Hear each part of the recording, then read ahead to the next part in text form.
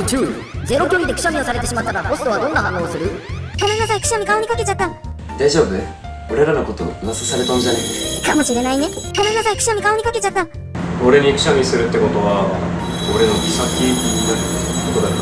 いや、どういう理屈？ごめんなさい、くしゃみ顔にかけちゃった。したね。言い過ぎじゃね？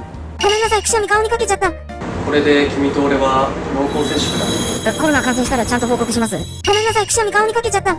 お、最高のファンサービスいただいちゃった。ありがとう。それはちょっとキモ。